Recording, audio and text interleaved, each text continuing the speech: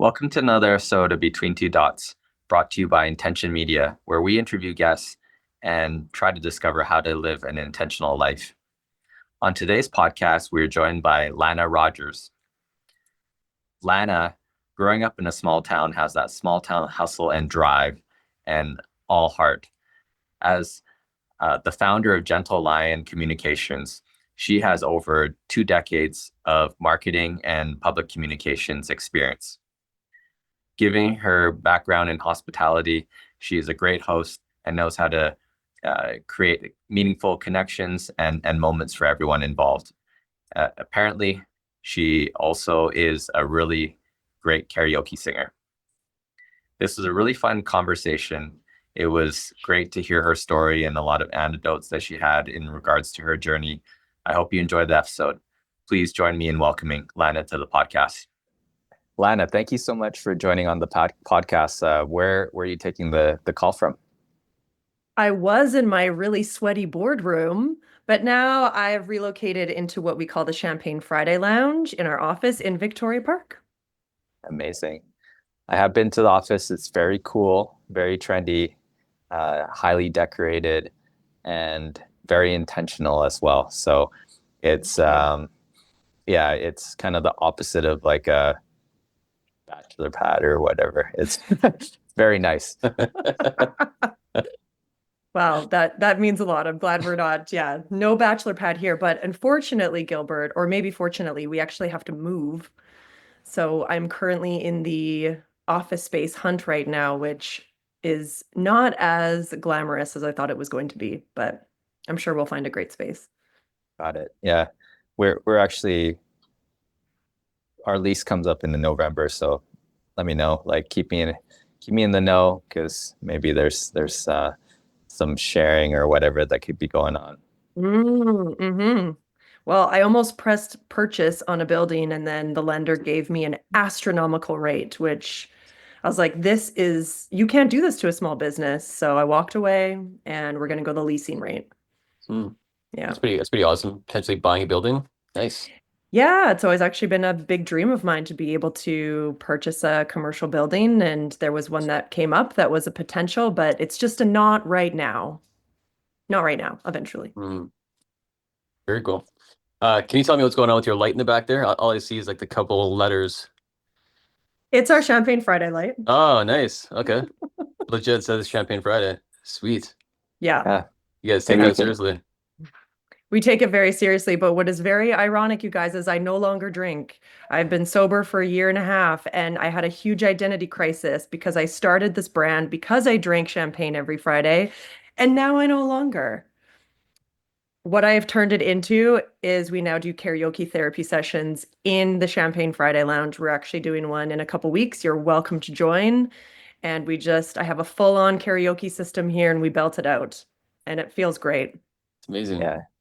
I think I've seen videos of that and it looks very fun. So, yeah, I'm sure it would be a hoot to attend. Okay, well, I'll send you a note after. You guys are going to come and join us. There you go. What's your go-to karaoke song? What's yours? That one song, Armageddon. Don't wanna close my eyes. Nice. Okay, nice work. Okay, Hafiz, what about you? I think it have to be some kind of like boys. What's it called? Not Boys to Men. It's like Backstreet Boys probably. Something old school like "Quit Playing Games with My Heart" or something like that. Oh, okay, right. Yeah, get the crowd into it. Something that they'll know. Either that or like Wonderwall. Classic. Oasis. Yeah. Okay, fair. Yeah. And how about you? I mean, I switch it up. I believe in always going off book. I don't commit to always one song. Right now I'm practicing my vocal skills for Bob Seger. Oh, nice. Yeah, I'm really trying to get into Night Moves. It's quite a difficult song. Night Moves is an incredible song. I love like 70s jazz and stuff like that. I was listening to like the Doobie Brothers today at the shop. I get into like the oldest music I can. It's the best. Yeah, karaoke. So you guys are going to come join us in 2 weeks. You'll get the invite. Watch out. Okay. Well done. There you go. Very cool. Yeah. But maybe we should start from the beginning. And I don't know the story. Like obviously we've met at like certain events, and more recently we've hung out a little bit more, but I don't think I know the story in terms of like where you were even born or where you grew up. Why don't you tell us how it all started? Well, buckle on up, boys. I was born and raised in the border city of Lloydminster, Alberta, Oh, Saskatchewan. Yeah, I'm not from Calgary. My dad's family, they were cattle ranchers and they still are. And my mom and my dad actually met in Edmonton when my dad was playing junior. My dad had a little bit of a stint in the NHL, and then when Mm. he got kind of called back home to go work on the ranch, and my mom moved back with him, kicking and screaming, and we ended up moving and living in town in Lloyd. And so I went to high school, and then I ended up moving from Lloyd, but I would say kind of like my early beginnings was I was a really, really high achiever. I was in everything. I was a huge band geek. I played the trumpet, the French horn, the piano, the bass guitar. I was on the student representative council. I was a competitive swimmer. I broke a provincial record. I was on the summer games team for basketball. I'm a freak. Hence why maybe I make a really, really good entrepreneur because I just am such a high achiever and I get bored really, really easily. But which is quite interesting because when I was done high school, I had no idea what I was going to do. My mom forced me to go to university. By chance, I just ended up in Calgary because I didn't want to do Edmonton or Saskatoon. I thought those were the lame options. And so I moved to Calgary. I didn't know anyone here. I took general studies, dabbled in communications. They didn't even have a communications program really when I was there. That's how old I am. And I left. I lived in Sweden for about a year, and then I came back and I started working for a communications agency, and I was there for about 8 years. And then I ended up quitting, and then I started Gentle Lion in 2016. And here we are. yeah. That Hmm was we covered a lot there.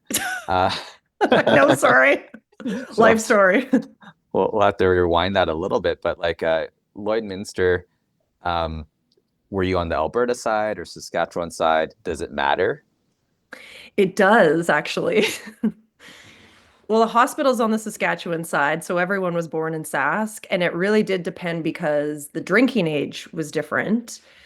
And Mm, so, everyone always wanted to be on the Alberta side because that's where we could buy our booze. When we were 18, we could hit up the bars. But if like Saskatchewan actually had the better bars. Ezzy's on the border was the cool bar, but we couldn't get in. You had to be 19. And yeah, I pretty much the house that I grew up in was on the Alberta side, and yeah, it was great. yeah. Yeah, I love growing up in a small town. There was just like so much freedom. I was able to get into a lot of trouble. There was no kind of guardrails or anything. And yeah, I feel like I really like Calgary for the reason too. It has that kind of small town feel that makes me feel like I'm at home. Yeah. Did you have any siblings? Have any Yes, siblings? I do. I have a sister, and then there's a couple of halves kicking around, and which is another story for another podcast. But yeah, I have a sister. She also lives here in Calgary as well, and she is in the industry too. She works in marketing, and her kind of specialty is real estate and development. But we're 3 years apart. We're pretty close. And yeah, she moved away for a while and she came back. So it's really nice to be living in the same city as her. That's awesome. Like, what was it like having family that were in the rancher space? Did you spend lots of time on the farm and stuff like that, or how's that? Yeah, yeah, we did. Yeah, and the ranch is still there. My Uncle Owen, they still run the ranch. I just talked to my dad actually a couple days ago and he was hanging out. But yeah, it was really, I don't know, just like such a really great experience to be able to be immersed in like that type of lifestyle. It was so busy, really, really hardworking. My mom, my mom was from the city of Edmonton, and she has this story of when my dad's mom made her go and catch a chicken and pluck the chicken. And she said she cried the entire time and my grandma just didn't care. She's like, this is what we do here. If you're going to live on the farm, this is what you do, because everyone needs to eat and everyone pulls their weight. So I think there's that like hardworking mentality that's been really ingrained into me and my sister. Not that I would ever fucking pluck a chicken right now if you forced me to. I would not. Yeah, it sounds like traumatic, but also like kind of like a rite of passage. Like you want to be here, let's do this. Yeah. Yeah. Maybe I would Well, do it. I mean, yeah, good for your mom for Hmm. following through. She must have really loved your dad. Yeah. That's Yeah. pretty Do you, cool. do you guys cheer for the Edmonton Oilers then? Yeah, I guess so. My dad played for the Oilers for a little bit back in the Oh, 70s. And so I did watch the game last night. I was very disappointed. The hustle wasn't there. And mm, then my mom's brother played for the Canucks for many, many years. That's actually how my mom and my dad met, was through the hockey world. So I'm a hockey fan at heart. I'm not, I'm just for any Canadian team at this point. I don't care. mm. Are you guys Oilers fans? Or are you Flames fans? I'd say if anything, Flames fans. But Because you grew up here, right? You guys grew up in Calgary? Yeah, yeah, Yeah, fair. yeah. Fun fact, Gilbert and I were born 2 days apart at the same hospital. What? Yeah, I'm two right? days older. Yeah. So the podcast should be called Between Two Days, There Ooh, you born go. apart. there you go. I got branding and marketing expert chops coming out. That's like for another project, maybe. That's a Yeah. yeah. Yeah, though, so yeah, hardcore Flames fan to say the least. It was hard for me to like cheer for Edmonton, but at the same time, I was like, with all the U.S. Canada stuff going on, I just had to force myself to be like, this is Canada's team, cheer for them. But then as Hmm. things were not going great for Edmonton, I'm kind of like, haha. But also, You're so nasty. I know I was going back and forth. I'm like, no, Canada's team, but I love the Flames, but no, come on, Canada's team. Hmm. Skinner. Nah, there's a lot going on. But yeah. Anyways, I'm glad it's over. There's a lot of time spent watching TV, so we can get back to living our lives. Yeah, and I mean the one thing too about, I mean, what I've learned about Edmonton, because I work in the marketing and PR space, is do not do anything during playoffs when the Oilers are in the playoffs. It's like the Mm. whole city shuts down. No one pays attention to anything. A friend of mine does PR for Broadway. There's a show there on Friday, and she was so happy that it didn't make it to game seven because she's like, now people are going to come to the show that I'm promoting. It is the city that just truly shuts down and is so hardcore about their team. I don't think Calgary is the same way. We're still, I think we do a little Uh, bit of everything. I'm still going to go to the game, but I'm going to still go to the yeah, event afterwards too. I'm going to do everything. yeah. Oh 04 is crazy when the Flames made it to the Cup final. Like the city was insane. It was pretty much just like that Yeah. as well too. I don't know anybody that wasn't watching the game or any. It was just it's kind of like Stampede-ish vibe, and in terms of the city shutting down. The entire city definitely watched and tuned in. So I would not book any meetings that week for sure. But yeah, Calgary's, I mean, Edmonton's hardcore. That's like their biggest thing going for them right Hmm. now is the Oilers. And now we're going to see what's going on in the off season. But yeah, heartbreak for them for sure. I know. Yeah. Oh, felt bad for them. I Yeah. shed a tear. I actually did get quite Oh emotional. I no. felt so bad. Yeah, it's Wow. okay. Yeah. All right. What was going on in Sweden when you went out there? I finished my degree over there. I wanted to just do a little bit of a stint overseas. And so I finished my degree in communications over there. And I kind of thought I was going to stick around. I really had been to Europe many times and I just like really loved the culture. But I was there for a year and guys, it was really expensive. I went broke. I had no money. And, classic, I'm like calling my parents. I'm like, can you just like throw me a couple of extra bucks so I can stay out here? They're like, no, you got to figure it out. So I flew home and I had put myself through university by working in restaurants. I had worked at my very first restaurant job was Joey's Chinook, Nice. Mm, which in 2003, hotspot, right? That was Yeah. where you wanted to be seen. Then I went and I moved to Wildwood. So I was working at Wildwood during that playoff season, and it was cuckoo bongo.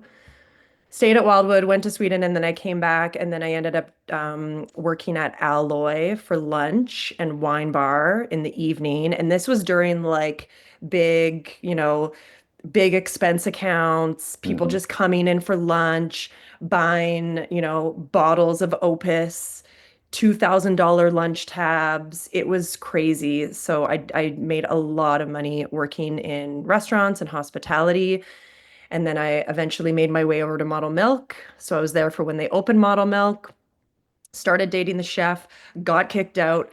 They moved me to Mercado, and I worked at Mercado all the way up until even when I was working with or started Gentle Lion. It was a little bit of like my safety blanket to go, okay, I'm gonna like start consulting, but I'm not really sure how this is gonna go. And I worked there for a couple years and then eventually broke ties and fully jumped into running a business. And yeah, it's been great ever since. Has it all been great, or has it been? It's like I said that I'm like, I mean, it's definitely been really tricky. Entrepreneurship is not for the faint of heart. It is something that is a very love-hate relationship. I love what I do. I wouldn't do anything else, but it is a very, very hard, it's a lot of hard work. There's a lot of sacrifice, a lot of times that, I've had to focus all of my efforts on my business. But I really think that it's worth it. I get to work with an amazing team here. My team is pretty much like my family. I'm not married, I don't have kids. And so it's a place for me that actually really feels like a family. That's awesome. Did you, because you worked at some pretty nice places as well too, and when you work in hospitality, you gain a lot of perspective, I'm assuming, talking to like the front, front of the house and everybody else, but then you learn a lot about the culture and how teams work together and what kind of makes people tick or, perform that way as well too. Have you taken a lot of that into your agency now? 100%. There was always back in the day, and maybe it's changed a little bit, but there was always that like front of house, back of house, who's who's doing better, why are we tipping out this much? And, I thought working at Model Milk was such a great experience because front of house and back of house got along so well. We both respected each other. I saw the food that these guys were producing, and it was something that I was always wowed by and inspired by. And it made me want to do a better job. That Mm, they were the ones kind of creating these dishes, and I wanted to properly represent those dishes by, showing up and really just making sure that the people who were getting that food, the extension came from the kitchen from being a server. No, that's cool. And it's also like the relationship building and talking to people, because I'm sure there's like regulars and all the things, and that's readily applicable to, you know, any business, just generally Mhm. speaking, right? Yeah, there's something that we actually put on our when we're looking for candidates to work with Gentle Line. We always kind of put a caveat that if you have hospitality experience, it's going to be really, really valuable to someone who's working in agency because in an agency, as you know, Hafiz, you are doing so many things. You are constantly multitasking at all times, and that is exactly what you were doing in the restaurant. You're calculating a bill, you're needing to make sure that someone's food is going to be coming out on time, you're maybe having to like solve an issue. You're constantly having to have this really big awareness around all these tiny details.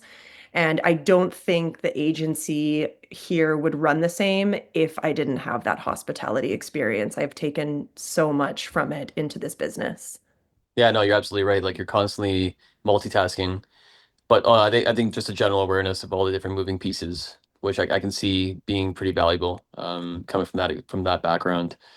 I'm curious because like, before we started the call as well too, you mentioned that you were looking at potentially like buying a building, and that was one of your like dreams or a big goal for you. But backing that up, you said that you worked at an agency prior to this for 8 years, right? Yep. Okay, Yep. yeah. So did you always want to go on your own? Was entrepreneurship always kind of like the end goal, or like why the transition? No, I never wanted to be an entrepreneur ever. It was never on my radar. And I had this kind of perception of business owners, and I'm like, I don't want to do that. I thought I was going to work internal somewhere. I thought I was going to work for like a bigger business. I almost at one point thought I was going to go into the wine industry, which is funny story.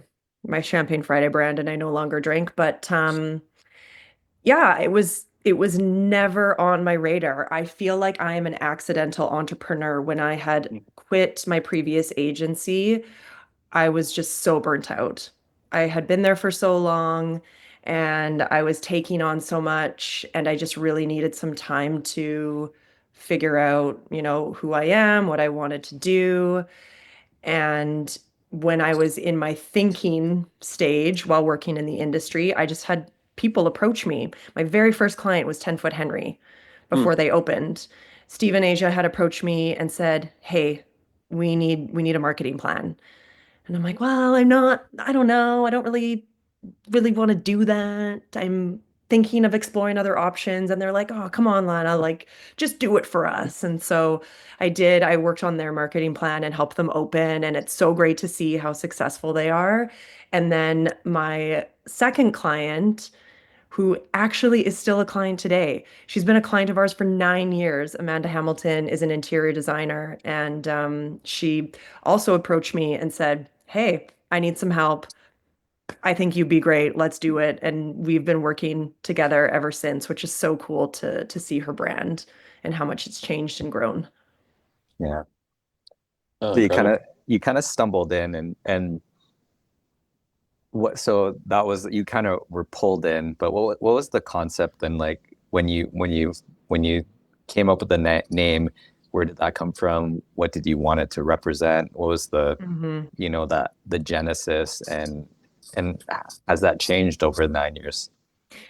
Yeah, when I had originally started consulting, I had a non-compete and I with my other agency, and so I had to be really careful about how I was positioning myself. And my company name when I first came out, because I needed a name, was Lana Rogers PR Media and Consulting, which to me is a very type of specific business. Just reading the name, it's like, oh yeah, she consults on PR and media. And then as the team started to grow, I just really didn't feel like that name represented the team, what we did anymore. And I sat with them and I'm like, we need to change our name, which is my name. We need to get rid of my name. Hmm. And they were so sweet. They're like, "No, you have such a great name." And I'm like, "Yeah, my name's great, but it's not the name of our company." And we had sat together and brainstormed some ideas. And ultimately, where we landed with Gentle Lion was at the time, the three of us in the company. Chantel is still here. She is a Leo. And the other gal that was with us was also a Leo. And so we wanted to do something around our kind of astronomical or astronomy coincidence. And so that's where the lion came from. But then the gentle was a play on, how we do things with a little bit more compassion. We're very intentional. We come things at things quite fiercely, but they're done very, very thoughtfully. And so that's how the name came to be. Very cool. Yeah, I love Mhm. that. Mhm. It's an interesting time that we're interviewing to you today because my trainer came in and his company's name is King's Fitness and it's a big lion as well too. Yeah. And yeah, so it's one of those days. But I love that story. I think that's really cool. And lions have a big part in my family's either like branding, stuff like that. My dad's first company was called Simba's, and there's a big lion and stuff like that. His nickname is Simba, and I have a lion tattoo, like all the lions, all the things. But the gentle part of it is very nice as well too. So three Mhm. women founders, correct? Well, I'm the one founder, and Okay, then Chantel joined me about 9 months in. So Chantel's cool. been here Yeah. since the end of 2016. And then yeah, now there is, oh my gosh, how many of us are there now? There's six of us now. There's Okay, six of us nice. now. Hmm. Yeah, very cool for you to step back and take your name out of it. Like that's oftentimes when you're building something, Hmm. there's like you attached to it and like your personality and your business is an extension of you. Um, when you had that moment, because like have you read the book? And I think Gilbert actually introduced me to this was E-Myth when they talk about like technician run Right. businesses and kind of pulling yourself out of it. Was Hmm. there kind of a aha moment for you to be like, okay, like you said, we're much more than just PR and media, but removing yourself from that and then creating this like brand, like how much was your ego affected by that at all? 100% not. I didn't want my name anywhere near it, which is weird because I'm a Leo and we are very egotistical and stubborn. So I don't know. Something happened there, but it just really, every time we would come back to doing a play on my name, it didn't sit well with me. And, the reason why Gentle Line is the way that it is because of how amazing my team is. And they're all specialists in their respective fields. And I think that is something that is really difficult for founders when their name is on the door, is a client or a customer is going to go, well, I want you because your Hmm. name is on the door. You're the expert. And it's like, actually, I'm terrible at that. I have no idea how to manage your digital ads. I have no fucking clue. You actually want this person to do it. And so I did notice a shift when the name changed. And then I think with the name change too, it's all about, well, what's happening in that name change and how you're actioning things out. So changing how I talk about the business, I talk about it as a we, as a group, and I always pitch whoever is going to be on that account and who the specialty is. It's really my job as the leader and the founder to be at the bottom and to boost everyone else up so that when we are working with clients, they are way more excited to work with Chantel. I Hmm. don't want them to be excited to work with me. I want to like really show how amazing she is. And so that will excite the client so that when they are doing that work with her, they're like, oh, yeah, this makes so much sense. She is the right person to be doing this work. And then there's more trust that's created. For sure. Yeah. Yeah. Good for you. Yeah, I think Hmm. that's obviously very wise and probably something that is learned and reiterated over time just based off of experience, right? Yeah, like I think a lot of us like founders or have this thing on our shoulders where we think we have to do everything and everything has to have our stamp of approval. But number one, we physically can't do it. We don't have enough hours in the day to be looking at everything. And nor am I the best person to be looking at everything. There are so many other lenses out there that I want to have their expertise involved in. And if I keep getting in the way of that, my team actually doesn't end up growing. And then the client doesn't actually grow either because everything's just like stays the same. Hmm. Absolutely. Uh, in a world that there is a lot of options for so many services and products, and what who do you think you are for or your company is for? Mm. Hmm. We are for small to medium-sized businesses. And I say small to medium because we like to work directly with founders. We like to work directly with the decision maker. We don't want to work with, someone who is delivering the message because our work is very results driven and it moves quite fast. And if there's someone in the way of having someone make a decision, that's not for us. We also work with founders who need to be extremely open. I mean, we were just talking about someone in common that I just had a meeting with, and the one thing that he said to me that I know why we're going to have a great relationship is he's like, I'm open to exploring anything. I want to look at all options that are available to me. And I want to also stop and pause when a new option is presented and evaluate that. That is such a smart founder who is Hmm. not only saying no to things, he's open, but he needs to see maybe some data and reasoning behind that before he makes the next decision. And then lastly, we kind of focus in on like a few core sectors development, design, kind of builders. We have done some really great work in that space. We also work in healthcare, so dentists, chiropractors, private health, professional services, and then of course my favorite because I can't not is hospitality. We love working with restaurants and anyone in the food and beverage space. That's cool. It's very smart to be like specific on who you work with, more on like the personality side as well too, to understand who is a fit, who you are for Hmm. versus who you're not. I love that. And yeah, the mutual connection, great person. I've had some incredible conversations with him in the past. Definitely consider him like a super smart guy that's full of wisdom and is consistently open and just like bringing new Hmm. ideas to the table. So it's very exciting that you guys are going to be hopefully working together. So Hmm. can't wait to see where that goes. And yeah, 10 Foot Henry, that's like one of my wife's like favorite restaurants. Yeah, you guys killed it with that as well too. So well done. Yeah, the space, I didn't know this. It used to be, they called it 10 Foot Henry because that was the name of the club that was in that space back in the day. Oh And no. we went and we hunted down people who used to party there. That massive, the 10 Foot Henry mural in the back, Mm. some guy had that in his backyard from the original club concept. And all of the posters that are in the bathroom, we just, I actually don't even remember how we found these people. I went to this guy's house and was like, "Hey, I heard you have like a poster from 10 Foot Henry." He like gave it to me like it was his like newborn child. He goes, "I know where to find you if anything happens to this poster." Like people were just diehards, and they loved going in there too and seeing how everything was being repurposed. It was a really great story, great project to work on. Nice.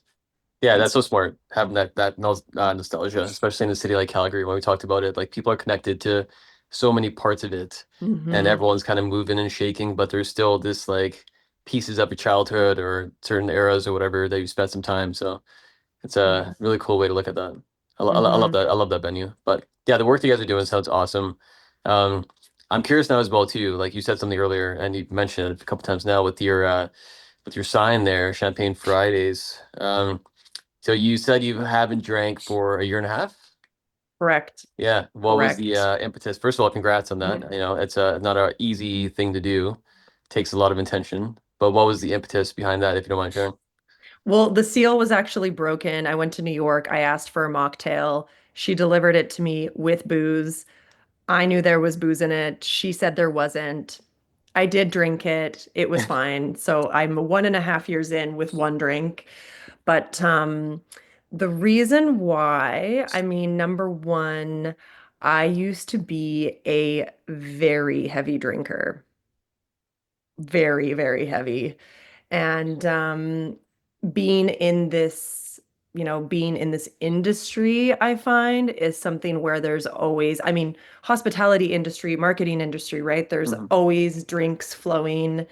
And it just started to kind of, it started to become quite a bit. And then it was Christmas of 2023 where I just kind of had an awakening where I was like, "Oh my gosh, I don't I don't remember what happened on Christmas Eve with my nephews. I don't remember anything that happened because I just drank so much." And I woke up the next day and was just said to myself, maybe this is something that I should explore and just take a break. I originally just wanted to take about a month off and clear things, and a month turned into 2 months.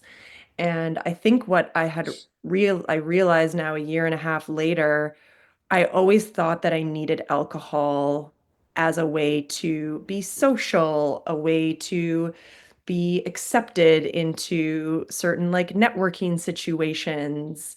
And what I've realized is I actually don't even fucking need it, you guys. It's crazy. I went to a bar on Saturday and I didn't have one drink and I had the greatest time.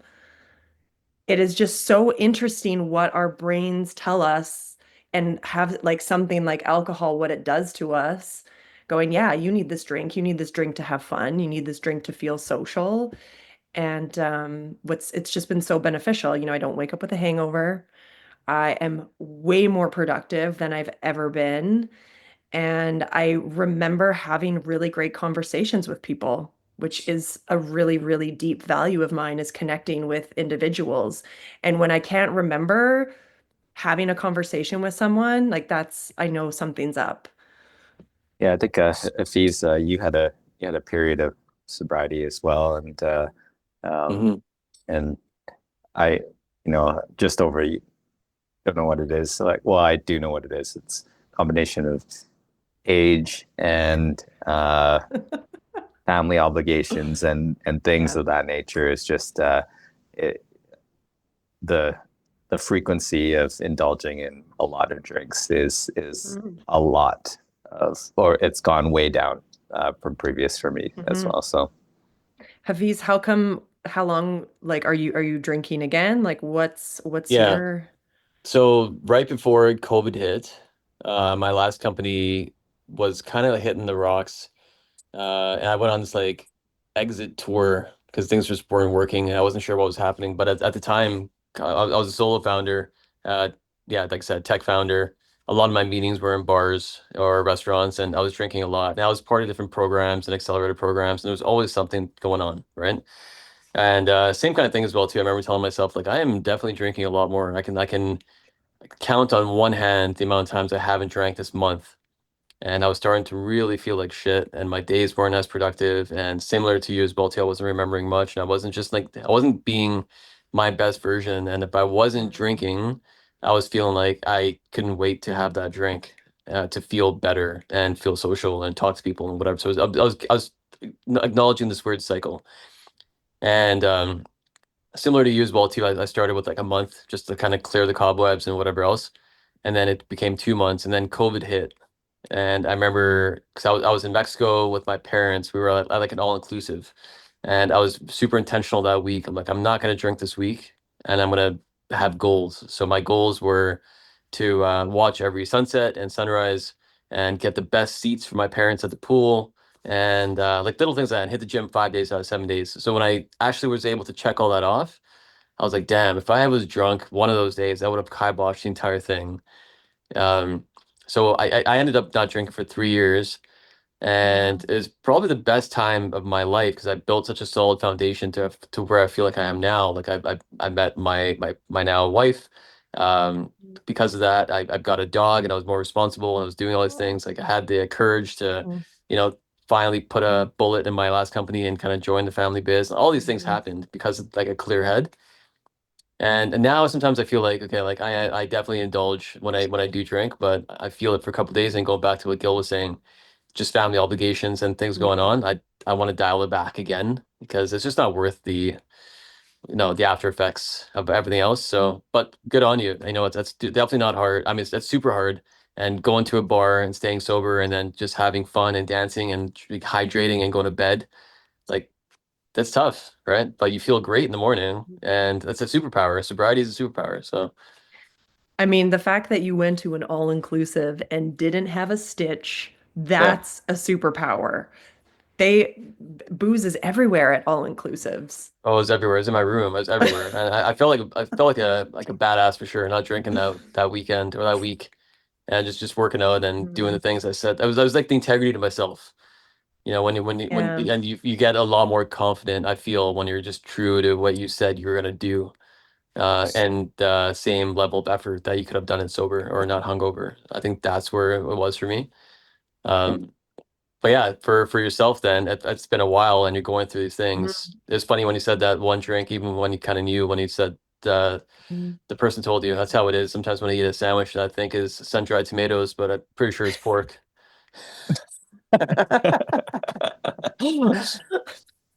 Hey, if I ask and they don't tell me, it's God's watching them, not me.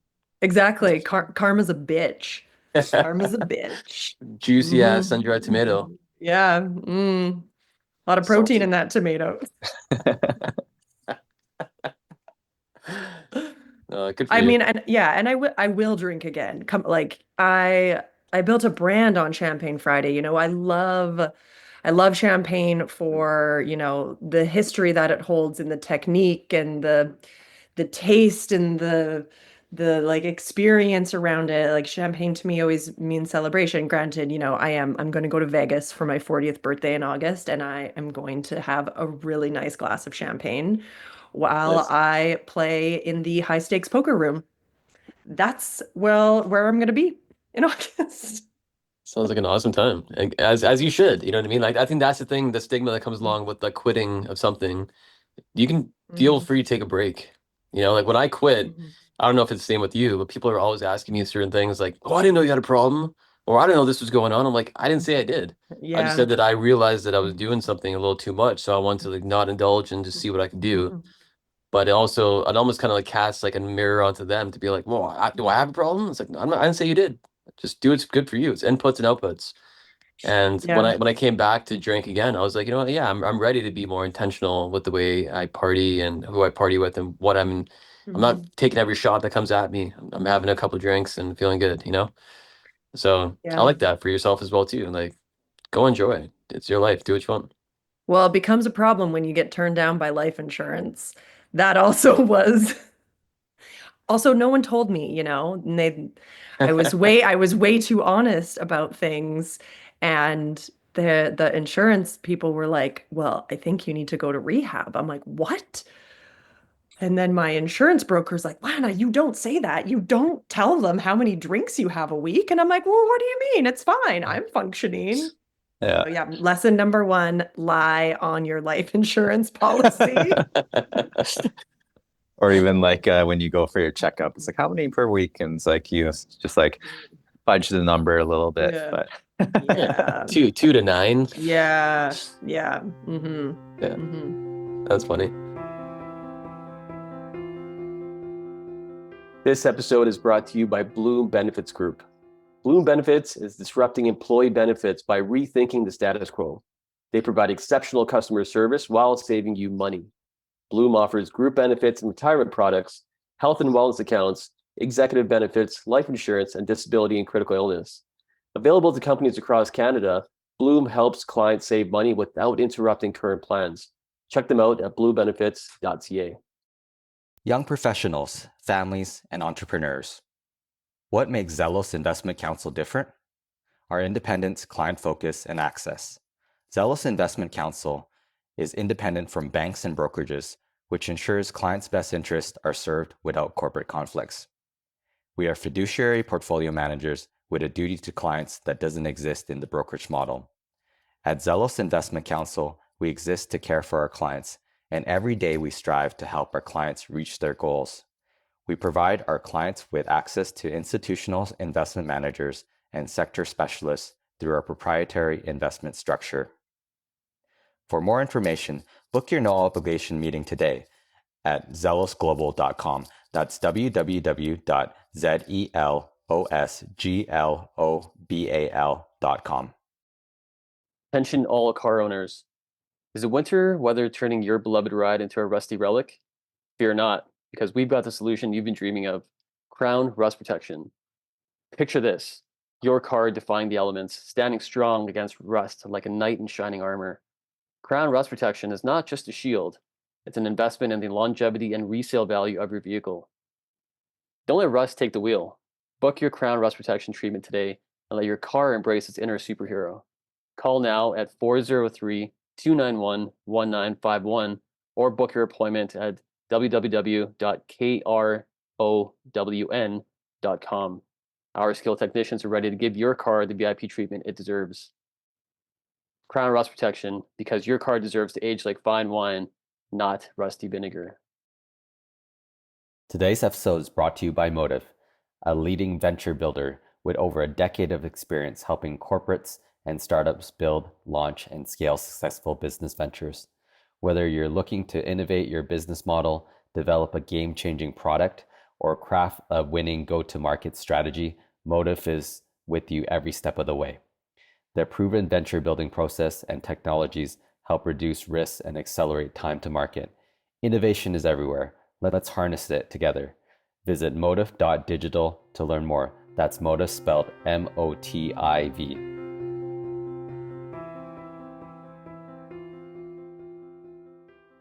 Okay, so you're on this journey, and you said that you kind of like learn more about yourself and what you're going through and all that, right? Like, what lessons would you pay forward, and not only just to this like sobriety piece, but also like starting a business, stuff like that. Like for anybody listening, going through it, what are some lessons that you kind of picked up along the way?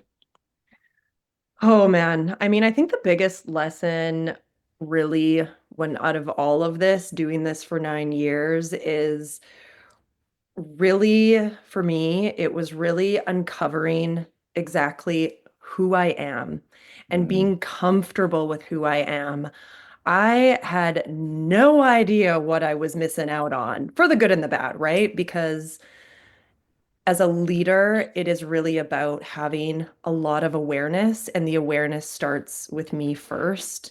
So I am a huge advocate for therapy. I am a huge advocate for, inner work and really just understanding my good parts, my bad parts, not shaming my parts, like all of that has made me into such a better leader because I have the ability to go, okay, that piece that's coming out today is not going to serve my team, right? Tuck that piece back in, have a little conversation with it later, and, let it know it's like still cool, but it's just the awareness that I have on like when to pause and when to move comes down to really the amount of work that I've done on discovering who I am and exactly, yeah, discovering exactly who I am. I think that has been the most important thing that I would say to anyone, even if you're not an entrepreneur, but definitely if you're an entrepreneur. Hmm. Hmm. Yeah. Is there a particular moment or event that has been really challenging in this whole journey that Mm. has resulted in something positive or a learning that you want to share? I mean, I kind of want to echo that same. I think really getting to know myself has been really challenging, you guys. Hmm. It is. I've seen some parts of myself after doing some work, and I was not okay with what came out, and having to face those kind of sides of me and accepting them has been really, really difficult. Yeah, I think that has been, and then that sounds kind of egotistical. I am the biggest challenge out of all of this. It's me.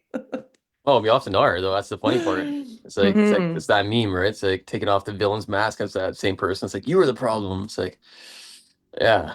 But having that awareness is huge, and you only get to that when you kind of stop numbing and you face it, you know?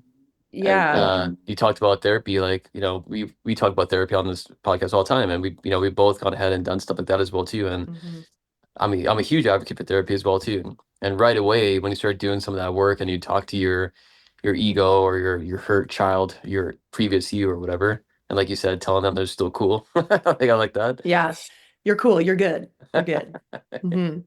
Yeah. Yeah, but then I think there's also this thing happening right now in the world where there's like therapy speak, therapy has become the hot topic and, you're cool if you go to therapy. And it's like, no, no, no, that's actually not the point. The point isn't for you to tell people you're going to therapy. It's to use the tools and the resources that you were given to you and integrating it into your everyday life so that you're showing up in a way that isn't harmful to other people. That is all that it is. Yeah. Not going, oh yeah, you don't make me feel safe. Yeah. Yeah. Reach. Yeah. Mhm. Yeah. Yeah, which is it's also very hard to do because as a Leo, I have a pretty big ego and my ego wants to scream, look at all this work I'm doing. I should be rewarded. And then it's like, no, I have to trust the fact that this work is showing up in the right way. And I know that I'm going to check myself on all of these certain situations and I'm not going to blame and shame and have resent. Yeah, it's a constant battle. Hmm. Yeah. Maybe that's why I'm single, you guys. Maybe this is our therapy session of me. Hey, put the ask out there. What are you looking for? We can put that out at the end in terms of call to action. Yeah, like a link to your Hinge profile or something. Whatever. They're like, and this was the whole point is yeah, no, no, yeah, yeah, no, I'm not putting anything out there. I'm good. I am okay. Don't tell your friends. I I I've described entrepreneurship as like a real like self-actualizing experience because like Mhm.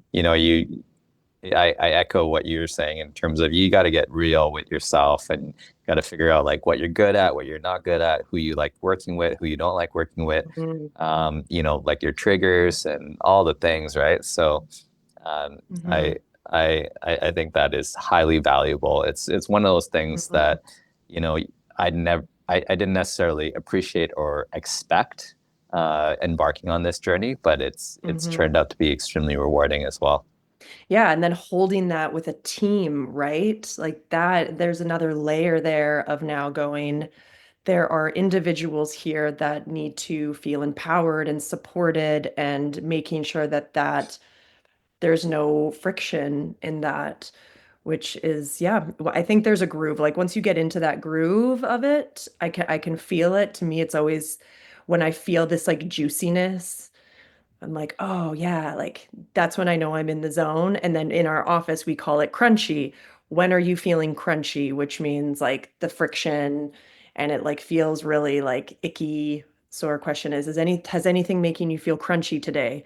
And we check that. And if there is, then we help to provide solutions for each other, because we want no crunch here. We want the smooth peanut butter, not the crunchy peanut butter. That's a good lesson to take to like your. Laughing at me. That's good though. That's those kind of check-ins are really good for any partnership, 100%. Yeah. right? Like Yeah. on Thursdays, yeah, me and my wife used to have. We should probably have one tomorrow. It's been a while, but we used to have these check-ins. You This know, is your reminder. it is. Yeah, These, I'm gonna use crunchy and smooth as well too. Like we like peanut yeah, butter. That's good. yeah, yeah. Yeah. Well, I think that's something that I feel like female leaders and entrepreneurs do very well as it relates to being very like mindful of where people are at and checking in. Like my wife is a female entrepreneur as well, and I think she's an amazing leader of people. And it's just, you know, being able to walk slowly through the crowd, because like sometimes when I get into the office, it's like, hey, where we're at, what we're doing, this and that. It's like, you know, kind of slow down. It's like, how was your weekend? What did you do? You know, like, oh, like, you know, you're a little quiet today. Is there anything the matter? All those things are important to me, right? So, Oh, you guys are great partners. Do you have friends? No. We got you, Lana. We got you. Okay. Yeah. All right. Trust us. Okay. We can make this Okay. happen. All right. Wow. This has now become my new Hinge profile. I'm glad I haven't showered for you. Okay. This is, yeah. Wow. Yeah, you're showing the real raw Lana, which is great. This is what people want to see. No filter except the big red light. That's right. Yeah. Okay. All right. This is a perfect segue. This has been an awesome and really fun conversation. I've never met you before, but I'm really glad this is a cool opportunity to connect. So thank you, Gilbert, for bringing Lana onto the show. Lana, this is your opportunity now. Like, what are you looking for besides a partner? And how can people get a hold of you as potential candidates to court you or learn more about your business? Yeah, we'll talk about that later when you guys come for some karaoke therapy. No, I would say, something that I really want to leave with people, because I think in a world where everyone's so busy right now, and I think as, entrepreneurs, everyone has decision fatigue. I don't know how you guys feel constant. And I mean, you have families, you have partners, you're always having to like make these decisions. A wise person once told me that it's not about making the right decision, it's about making the decision right. And also knowing that when you choose something, just like really standing by that choice and leaning into that choice. And there's so much freedom in knowing that I have had the ability to choose all of these great things in my life. I feel really lucky that I even get the choice to sit here at 5 o'clock on a Thursday and have a conversation with you guys, right? And it just like really filled my cup to be able to share my story, and also knowing that you guys wanted to hear my story.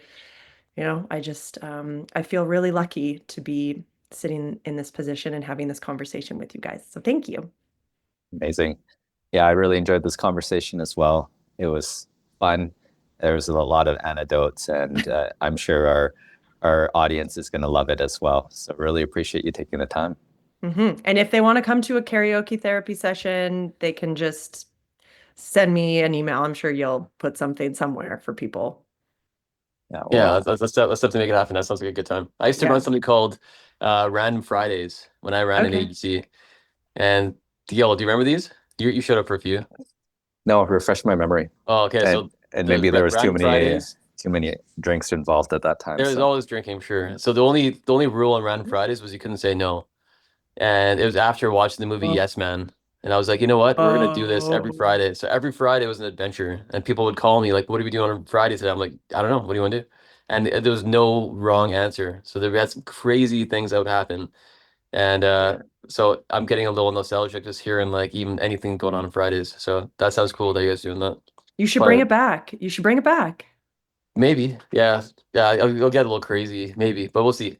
What's the craziest thing that you did on one of the Fridays? Oh man, if I can remember it. I mean, I think we probably jumped around to like 4 or 5 different parties. I ended up at some super random party in Springbank with like I didn't know anyone there. I don't know how the hell I ended up there. Did you have I think all your clothes intact? And yeah, clothes were intact, but Peck, my business partner at the time, was passed out in a bed, like just face down in someone's bed, and we don't know anybody there. I'm pretty sure we got kicked out of that place. They're like, "What the hell are you guys doing here?" But it was just like a random, I don't know. I remember it started up at like the Unicorn in downtown and ended up at like some random person's house. But literally, when I told people about Random Fridays, like, "Well, we gotta do this." I'm like, "Yeah, Yeah, let's let's do go." it. Yeah, I'm serious. This is happening. So Takes a lot of courage, and this is why you do what you do. This is why you like it's so interesting to hear these stories and you're like, yeah, of course you did that because look at you now. I wish I documented it. That would have been fun. I don't really remember much, but I wish it would be a fun series. do Yeah. you though? It's probably like when you watch That's the true. video, it's less cool than you remember it. That's true. Yeah, I thought the chain was going around my neck. I was just doing this. It's not going anywhere. I'm like, oh yeah, Yeah, just float it through your publicist first, Sophie, before you put anything out there. I'll make sure Fair it's enough. okay. Okay. Fair enough. Fair enough. Yeah. Okay. Thank you so much. This is amazing. A lot of fun. Yeah. Yeah. Have a great rest of your week. We will Thanks, definitely guys. see you at one of your beer events. But yeah, congrats on everything that you built. This is amazing. Oh, thank you so much. Yeah, and I hope to see you guys in the flesh very soon. And yeah, happy Absolutely. Stampede. There you go. I'll be at the Stampede. city for Stampede, but one of your karaoke events, we'll make it happen. Okay. Okay. Sounds good. So you and me, Gilbert. There you go. Stampede? Yeah, Let's 100%. do it. Okay. All right. Take care. See Okay, ya. bye guys. Bye now. Thank you again for joining us for another episode of Between Two Dots by Intention Media. This podcast is co-hosted by myself, Gilbert Bong, and Hafiz Mita. If you enjoyed this podcast, please rate and review wherever you listen.